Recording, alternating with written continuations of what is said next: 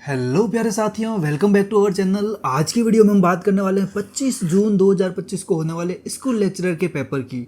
और इस पेपर में जो 48 से लेकर 57 तक मैथ्स के क्वेश्चंस थे उनके आंसर हम इस वीडियो में जानेंगे। तो चलिए बिना टाइम वेस्ट किए शुरू करते हैं। तो यहाँ पर मैथ्स का जो पहला प्रश्न था वो था प्रश्न संख्या 48 और उसमें पूछा था कि निम्नलिखित श्रेणी का अगला पद क्या है। और यहाँ पर श्रेणी दे रखी थी 5, 10, 26, 50 और 122। अगर यहाँ पर सारे टर्म्स को ध्यान से देखें तो 5 हैं वो 2 का स्क्वायर प्लस 1 है। और यहाँ पर 10 हैं, इसको मैं लिख सकता हूँ 3 का स्क्वायर प्लस 1। 26 को देखें तो ये हो रहा है अपने 5 का स्क्वायर प्लस 1। अब आगे देखें तो आगे लिखा हुआ है 50 और 50 को हम लिख सकते हैं 7 का स्क्वायर प्लस 1। अगला टर्म हमारे पास है 122, इसको हम लिख सकते हैं 11 का स्क्वायर प्लस 1। अब यहाँ पर अगर हम सीरीज को ध्यान से देखें तो 2, 3, 5, 7, 11 सारी की सारी अभाज्य संख्याएं हैं। तो यहाँ पर 11 से नेक्स्ट अभाज्य संख्या होगी 13। 13 का स्क्वायर प्लस 1 करेंगे तो यहाँ पर आ जाएंगे 170 और 170 हमारे पास ऑप्शन 1 में है। तो इस क्वेश्चन का आंसर होगा वो होगा ऑप्शन 1। अब देखते हैं हमारा अगला प्रश्न। और हमारा अगला 49 नंबर क्वेश्चन था कि 7 व्यक्ति ABCD EF और G एक पंक्ति में इसी क्रमानुसार खड़े हैं। प्रथम 2 व्यक्ति A और B के बीच की दूरी है वो 10 मीटर है और क्रमागत जो दूरी है व्यक्तियों के बीच की वो 1 मीटर कम होती जा रही है। तो B और F के बीच की दूरी कितनी होगी। अब यहाँ पर प्रश्न कह रहा है कि A, B, C, D, E, F और G इसी क्रम में खड़े हैं और A और B के बीच की दूरी है वो 10 मीटर है। उसके बाद कह रहा है कि 1-1 मीटर हर एक के बीच की क्रमागत व्यक्तियों के बीच की दूरी कम होती जा रही है। इसका मतलब B से जो C की दूरी है वो 9 हो जाएगी, C से D की दूरी हो जाएगी 8, फिर यहाँ पर 7, उससे आगे E और F में 6 और F से G में 5 हो जाएगी। अब यहाँ पर प्रश्न में हमें पूछ रहा है कि B और F के बीच की दूरी कितनी होगी। B से लगाकर F के बीच की दूरी फाइंड करनी है।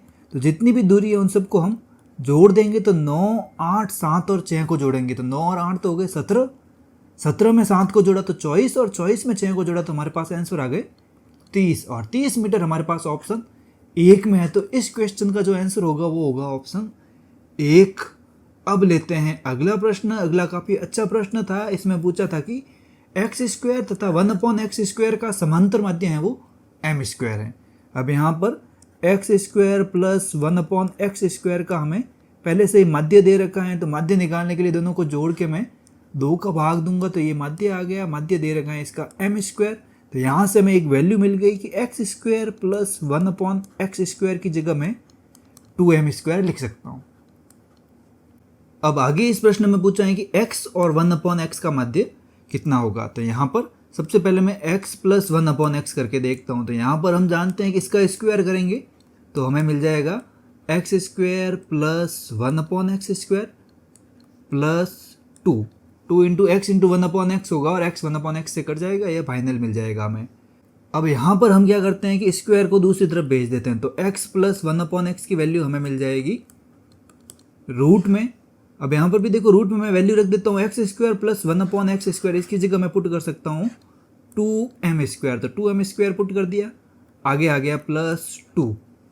अब यहाँ पर हमें माध्य निकालना है। तो माध्य निकालने के लिए मैं दोनों तरफ 2 का डिवाइड कर लूँगा क्योंकि माध्य निकालने के लिए राशियों का योग बटा राशियों की संख्या फार्मूला लगता है। यहाँ पर मैं ऊपर लिख देता हूँ। यहाँ प्राप्त हो रहा है हमारे पास रूट में 2 कॉमन लें तो पीछे बच जाएगा m स्क्वायर प्लस 1 और अपॉन है हमारे पास 2। और 2 को भी अगर रूट में इन्वॉल्व कर दें तो ये 2 को रूट में इन्वॉल्व करेंगे तो यहाँ पर रूट बड़ा हो गया और ये 2 बन जाएगा 4। यहाँ पर 2 का भाग 4 में जाएगा 2 टाइम। तो यहाँ पर अपने पास जो फाइनल आंसर होगा वो मिल जाएगा m स्क्वायर प्लस 1/2 जो कि हमारे पास ऑप्शन 4 में है। तो इस क्वेश्चन का जो आंसर होगा वो हो जाएगा ऑप्शन 4। अब लेते हैं हमारा 51वां प्रश्न। और हमारा 51वां प्रश्न है कि निम्न प्रेक्षण को बढ़ते हुए क्रम में व्यवस्थित किया गया है। तो यहाँ पर हमें जो भी प्रेक्षण दे रखे हैं वो पहले से ही हमें बढ़ते क्रम में दे रखे हैं। और फिर पूछा है कि यदि इनकी माध्यिका है वो 63 हो तो x का मान क्या होगा। तो यहाँ पर माध्यिका है तो हम सबसे पहले इसको देखेंगे कि हमारे पास ऑब्जर्वेशन कितने हैं, प्रेक्षण कितने हैं, तो गिन लेते हैं 1 2 3 4 5 6 7 8 9 और 10। यहाँ पर हमें 10 ऑब्जर्वेशन दे रखे हैं, तो जब भी 10 की माध्यिका निकालनी होती हैं तो हम सबसे पहले 10/2 यानी कि 5वीं और छठी माध्यिका को हम जोड़ देते हैं, फिर 2 से डिवाइड करते हैं तो हमें इसकी माध्यिका प्राप्त हो जाती है। तो यहाँ पर हमारे जो 5वीं प्रेक्षण है वो तो है x, और हमारा जो छठा प्रेक्षण है वो है x + 2 अपॉन 2 करते ही हमें माध्यिका प्राप्त हो जाएगी। और प्रश्न में माध्यिका पहले से ही दे रखी है 63, तो यहाँ पर मैं 63 पुट कर दूंगा। अब देखो x + x किया तो ये तो हो गए 2x + 2 अपॉन 2 = 63। अब यहाँ पर मैं 2 से डिवाइड कर लेता हूँ, 2 कॉमन लेके, तो यहाँ पर देखो 2 से डिवाइड करूँगा तो ये बन जाएगा x + 1 = 63। अब 1 का ट्रांसफ़र करेंगे तो x की वैल्यू आएगी 62, और 62 हमारे पास ऑब्जेक्टिव में दे रखा है बिल्कुल ऑप्शन 4 में। तो इस क्वेश्चन का जो सही आंसर होगा वो हो जाएगा ऑप्शन 4। अब अगला प्रश्न देखें तो काफ़ी लंबा चौड़ा क्वेश्चन है। चलिए एक बार इस प्रश्न 52 को पढ़ते हैं। तो प्रश्न संख्या 52 है कि यदि x = 2 + √3 हो तो निम्न कथनों पर विचार कीजिए। यहाँ पर देखो सबसे पहले लिखा है x + 1/x एक परिमेय संख्या है, तो यहाँ पर हमें सबसे पहले 1/x फाइंड करना पड़ेगा। तो 1/x करने के लिए मैं पुट करूँगा 1/x की जगह पर 2 + √3। अब यहाँ पर परिमेयकरण करने के लिए 2 - √3 का ऊपर मल्टीप्लाई करेंगे और 2 - √3 का नीचे हर में भी मल्टीप्लाई करेंगे, तो ऊपर तो बन जाएगा 2 - √3, और नीचे देखें तो यहाँ पर आइडेंटिटी लग जाएगी a + b a - b, तो a का स्क्वायर - b का स्क्वायर। तो मैं लिखूंगा 2 का स्क्वायर 4 - √3 का स्क्वायर हो जाएगा 3, और 4 - 3 1 होता है, तो यहाँ पर आ जाएगा 2 - √3। और अब यहाँ पर पूछा है कि x + 1/x एक परिमेय संख्या है। तो यहाँ पर आप ध्यान से देखो, अगर मैं x + 1/x करूँगा तो मुझे यहाँ पर 2 + √3 में जोड़ना पड़ेगा 2 - √3। तो यहाँ पर √3 से तो √3 कैंसिल हो जाएगा, 2 और 2 हो जाएंगे 4। इसका मतलब x + 1/x की वैल्यू 4 है, और 4 हमें पता है कि एक परिमेय संख्या है। अब दूसरा पूछ रहा है हमें x - 1/x, अगर इनको घटाएं 2 + √3 माइनस कर दें हम 2 - √3, तो यहाँ पर माइनस करेंगे तो साइन चेंज हो जाएंगे, 2 से तो 2 कट जाएगा, और √3 और ये माइनस माइनस प्लस √3 बन जाएगा 2√3। तो यहाँ पर इसकी वैल्यू बन रही है 2√3, और 2√3 में √3 है, इसलिए यह अपरिमेय संख्या बन गई। यानी कि पहला वाला सही है, दूसरा वाला भी बिल्कुल सही है। अब सी के बारे में देखते हैं। सी में देखें तो यहाँ पर कह रहे हैं x + 1/x का स्क्वायर, x + 1/x का स्क्वायर यानी कि 4 का स्क्वायर हो गया 16, और x - 1/x यानी कि 2√3। अब हम जानते हैं कि अगर परिमेय संख्या को अपरिमेय संख्या से मल्टीप्लाई करते हैं तो हमेशा अपरिमेय संख्या आती है। इसका मतलब सी है वो गलत है, यहाँ पर परिमेय संख्या लिखा हुआ है, जबकि जो रिजल्ट आएगा वो एक अपरिमेय संख्या आनी चाहिए। अगले में लिखा है x + 1/x दैट मीन्स 4, और x - 1/x दैट मीन्स 2√3। तो यहाँ पर देखो परिमेय और अपरिमेय का गुणा हो रहा है, तो संख्या अपरिमेय होगी, और यहाँ पर अपरिमेय ही लिखा है। इसका मतलब ऑप्शन डी भी बिल्कुल सही है। अब अगर इस प्रश्न में हमें सही विकल्प चुनना है तो यहाँ पर हमारे पास सही विकल्प हैं ए, बी और डी। तो ए, बी, डी दे रखे हैं यहाँ पर ऑप्शन 4 में, तो ऑप्शन 4 इस क्वेश्चन का सही आंसर हो जाएगा। तो यहाँ पर ऑप्शन 4 इसका आंसर है। अब देखते हैं अगला प्रश्न, और जो हमारा अगला प्रश्न है वो है प्रश्न संख्या 53, और ये तो काफ़ी इजी क्वेश्चन है। यहाँ पर पूछा है कि हमारे पास एक बहुपद है, बहुपद को मैं लिख देता हूँ। px = दे रखा है x³ - 4x² प्लस x और +6। अब यहाँ पर एक शून्य तो पहले से ही दे दिया, -1 इसका एक शून्य है, और हमें पूछा है कि इसके अन्य शून्य अदर जीरोज हमें फाइंड करने हैं। तो यहाँ पर इस प्रश्न को देखो, अगर हमें इस प्रश्न को जल्दी से जल्दी सॉल्व करना है तो यहाँ पर हम ऑब्जेक्टिव टेस्ट से भी इस क्वेश्चन को कर सकते हैं। तो यहाँ पर ऑब्जेक्टिव टेस्ट करने के लिए हमें क्या करना होगा कि हम 2 और 3 को डायरेक्ट इस पॉलिनोमियल, इस बहुपद में रखेंगे, जिससे हमें शून्य प्राप्त हो जाएगा, वो हमारा शून्य कहलाएगा। तो सबसे पहले 2 पे ट्राई करते हैं। तो p(2) इसमें 2 रखा, तो यहाँ पर 2 की क्यूब हो गया, 2 का क्यूब हो गया 8, -4 इंटू यहाँ पर 2 का स्क्वायर किया तो 4, प्लस यहाँ पर x की जगह 2 पुट कर दिया और +6। तो यहाँ पर देखो 8 और 2 10 और 6 16, यानी पॉजिटिव 16 और नेगेटिव भी 16, 16 - 16 हो गया 0। इसी तरह से अगर मैं 3 को पुट करके देखूं तो 2 तो इसमें बिल्कुल शून्य हो गया। अब 3 पुट करके देखते हैं, तो 3 पुट करेंगे तो 3 का क्यूब हो जाएगा 27 माइनस 4 इंटू 3 का स्क्वायर हो गया 9 प्लस 3 प्लस 6। तो यहाँ पर 9 इंटू 4 होते हैं 36 और 27 में 3 जोड़े तो 30, 30 और 6 हो गए 36। तो पॉजिटिव भी 36, नेगेटिव भी 36, इसका मतलब 3 भी इसका शून्य हो गया। तो 2 और 3 इसके शून्य गए। तो यहाँ पर ऑप्शन 1 में 2 और 3 लिखा हुआ है। -2 और -3 पर भी आप चेक कर सकते हो, उनसे 0 प्राप्त नहीं होगा। तो यहाँ पर 2 और 3 इस बहुपद के शून्य होंगे। हमारा ऑप्शन 1 बिल्कुल सही हो जाएगा। अब देखते हैं क्वेश्चन नंबर 54। हमारा क्वेश्चन नंबर 54 है कि रैखिक समीकरणों के युग्म दे रखे हैं, इसके अगर अनंत हल इनफाइनाइट मैनी सॉल्यूशन है तो निम्न में से कौन सा कथन सत्य है। तो यहाँ पर सबसे पहले तो हमें जानकारी होनी चाहिए कि पेयर ऑफ लीनियर इक्वेशन में जब भी अनंत हल होते हैं तो a1 बट्टा a2, b1 बट्टा b2, c1 बट्टा c2 बराबर होते हैं। अब प्रश्न से a1, b1, c1, a2, b2, c2 की वैल्यू रखें तो ये बन जाएगा 2/2a equal to 3/a plus b।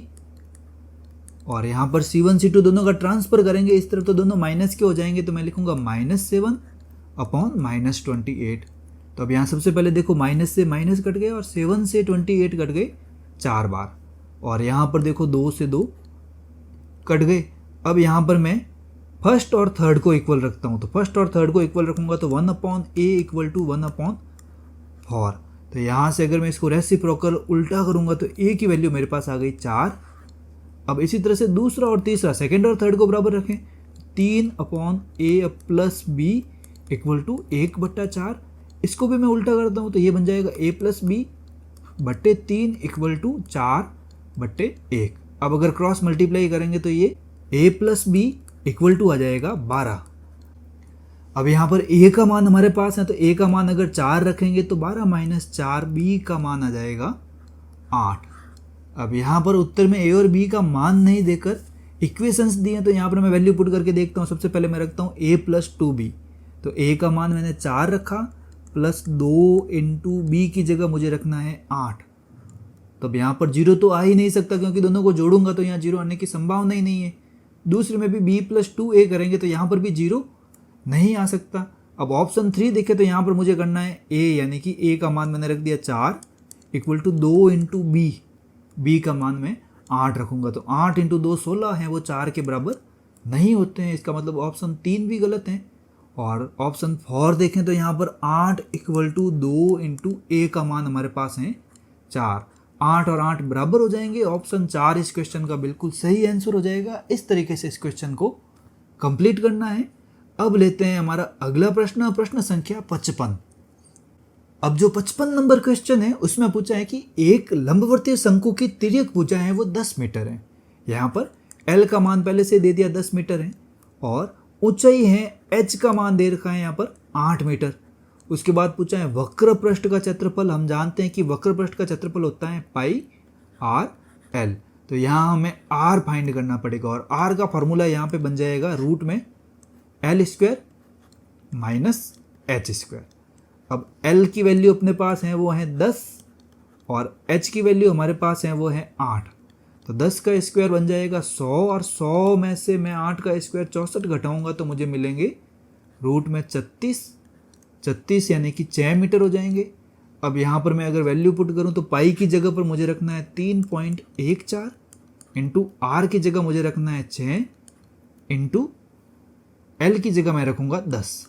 तो यहाँ पर इनको मल्टीप्लाई करेंगे तो 6 इंटू 10 तो हो जाएंगे 60 और 60 को जब 3.14 से मल्टीप्लाई करेंगे तो अपने पास आंसर आएगा 188.40 मीटर, जो कि हमारे पास ऑप्शन 4 में है। तो इस क्वेश्चन का जो आंसर हो जाएगा वो हो जाएगा ऑप्शन 4। अब देखते हैं अगला प्रश्न और हमारा अगला प्रश्न है प्रश्न संख्या 56 और इसमें पूछा गया है कि त्रिज्या 2r के एक धातु के ठोस गोले को 4r आंतरिक व्यास और 4r ऊंचाई के एक बेलन में रखा जाता है। यहाँ पर एक बेलन है जिसके अंदर हमने एक ठोस गोले को रखा है। तो हमारा गोला कुछ इस तरह से है। हालांकि देखो इसमें जो त्रिज्या दे रखी है इसकी भी 2r और व्यास इसका 4r है, इसका मतलब इसकी भी त्रिज्या 2r हो गई। यहाँ इस तरह से केस हो जाएगा अपने पास। दोनों की त्रिज्याएं समान है। व्यास अगर मैं देखूं तो दोनों का व्यास 4r है। अब यहाँ पर पूछा है कि बैलन पानी से पूरा भरा हुआ है, तो भरे हुए पानी का आयतन कितना होगा। यहाँ पर अगर इसमें कंप्लीटली अगर पानी भरा हुआ हो तो पानी का आयतन कितना होगा। तो यहाँ पर हमें क्लियरली समझ में आ रहा है कि मैं इस बैलन के आयतन में से इस गोले का आयतन घटा दूँ तो पीछे बचेगा वो इस पानी का आयतन हो जाएगा। तो यहाँ पर सबसे पहले मैं बैलन का आयतन फाइंड कर लेता हूँ। तो बैलन के लिए मैं देखूँ तो वी ऑफ सिलेंडर लिख देता हूँ। तो वी ऑफ सिलेंडर हो जाएगा यहाँ पर पाई r²h, और यहाँ पर हमारे पास जो r दे रखा है वो दे रखा है 4r आंतरिक व्यास है बैलन का। तो यहाँ पर 4r की जगह मैं लिख दूंगा 2r, क्योंकि व्यास अगर 4r है तो उसका आधी त्रिज्या होती है, तो 2r हो जाएगा। 2r का स्क्वायर इंटू h की जगह आ जाएगा 4r। अब इसको अगर सॉल्व करें तो ये बन रहा है अपने पास 2 का स्क्वायर तो बन जाएगा 4, और 4 इंटू 4 हो रहे हैं 16 पाई r² इंटू r करेंगे तो r³ हो जाएगा। अब इसी तरह से हम फाइंड करते हैं v ऑफ स्पेयर। अब अगर स्पेयर का फाइंड करें तो यहाँ पर फॉर्मूला है 4/3 पाई r³। तो यहाँ पर अगर r दे रखा है तो वो दे रखा है 2r, तो यहाँ पर मैं वैल्यू पुट करूँगा तो 4/3 पाई इंटू 2r का क्यूब। अब 2 का क्यूब होता है 8, 8 इंटू 4 करेंगे तो ये बन जाएगा 32/3 पाई r³। अब यहाँ पर अगर पानी का भी आयतन फाइंड करें तो पानी का आयतन कितना होगा कि बैलन के आयतन में से हमें इस गोले का आयतन घटाना है। तो यहाँ पर मैं घटा देता हूँ। पानी के लिए वी ऑफ वाटर लिख देता हूँ, वो हो जाएगा बैलन का आयतन हमारे पास है 16 पाई r³, माइनस में कर दूंगा 32/3 पाई r³। तो यहाँ पर हम देखें तो यहाँ पर एलसीएम आ जाएगा 3, ये हो जाएगा 48 माइनस 32, 48 में से 32 जाएंगे तो 16 पाई r³ अपॉन 3 बन जाएगा। यहाँ पर पानी के लिए आ गया 16 पाई r³ बटा 3। तो यहाँ पर अब ऑब्जेक्टिव में देखें तो पानी का आयतन कितना दे रखा है, गोले के आयतन का दुगुना। गोले का आयतन हमारे पास है 32/3 पाई r³, इसका डबल कर रहे हैं तो 16 पाई r³ बटा 3 नहीं आएगा। अब यहाँ पर दूसरा ऑप्शन देखें तो गोले के आयतन का आधा, गोले के आयतन का अगर आधा करो यहाँ पर 1/2 से मल्टीप्लाई करो तो 2 का भाग 32 में जाएगा 16 बार, और आ रहा है 16/3 पाई r³ जो कि हमारा पानी का आयतन है। इसका मतलब यहाँ पर half of volume of sphere या गोले के आयतन का आधा यहाँ पर आंसर हो जाएगा। ऑप्शन 2 इसका बिल्कुल सही आंसर होगा। अब लेते हैं अगला प्रश्न, और हमारा अगला प्रश्न है प्रश्न संख्या 57, और इसमें पूछा है कि विमाओं 5.5 सेंटीमीटर, 10 सेंटीमीटर और 3.5 सेमी वाला एक घनाभ बनाने के लिए 1.75 सेमी व्यास वाले और 2 मिलीमीटर मोटाई वाले कितने चांदी के सिक्के पिघलाने पड़ेंगे। तो यहाँ पर हमें कितने चांदी के सिक्के यानी कि चांदी के सिक्कों की संख्या निकालनी है। तो जब भी इस प्रकार के प्रश्नों में संख्या निकालनी हो तो जिसकी संख्या निकालनी है उतने सिक्के नीचे लिख दो, यानी कि एक चांदी का सिक्का नीचे आ जाएगा। एक चांदी लिख देता हूँ मैं यहाँ पर, तो यानी कि एक चांदी का सिक्का मैं नीचे लिख दूंगा, और यहाँ पर ऊपर आ जाएगा हमारे पास जो हमें बनाना है। हमें यहाँ पर घनाभ बनाना है तो ऊपर आ जाएगा कुल घनाभ का आयतन, और नीचे आ जाएगा एक चांदी का सिक्के का आयतन। यानी कि घनाभ का आयतन तो लंबाई इंटू चौड़ाई इंटू ऊंचाई होता है, 5.5 इंटू 10 इंटू 3.5, और एक चांदी के सिक्के का आयतन निकालना है तो वो हो जाएगा, चांदी का सिक्का होता है वो ये जो बैलन होता है, तो बैलन के लिए हम फार्मूला लगाएंगे बैलन के आयतन के लिए पाई r²h। तो पाई r²h लगाएं तो पाई का मान मैं रख देता हूँ 22/7, यहाँ लिख दिया मैंने 22/7 इंटू r की जगह मैं लिखूंगा यहाँ पर 1.75 तो है व्यास, तो यहाँ पर 1.75/2 लिख दूंगा, इंटू यहाँ पर जो ऊंचाई होगी वो इसकी मोटाई हो जाएगी। मोटाई दे रखी है 2 मिलीमीटर, तो यहाँ पर मिलीमीटर को सबसे पहले सेंटीमीटर में बदलने के लिए 10 से डिवाइड करेंगे, तो यहाँ पर मैं लिख दूंगा 2/10। तो यहाँ पर मैंने सारी वैल्यू रख दी है। अगर इसको काट कर सॉल्व करेंगे तो यहाँ पर आंसर आएगा आपके पास 400, और 400 हमें ऑब्जेक्टिव में दे रखा है ऑब्जेक्टिव 2 में, तो इस क्वेश्चन का जो सही आंसर है वो ऑब्जेक्टिव 2 हो जाएगा। अब अगर अगला प्रश्न देखें तो हमारे पास मैथमेटिक्स के इस पेपर में इतने ही क्वेश्चंस थे जिनको हमने अच्छी तरीके से सॉल्व कर लिया है। अगर आपको वीडियो पसंद आए और आप इसी प्रकार के वीडियो देखना चाहते हैं तो हमारे चैनल को लाइक, शेयर और सब्सक्राइब करें और हमारे साथ जुड़े रहें। धन्यवाद।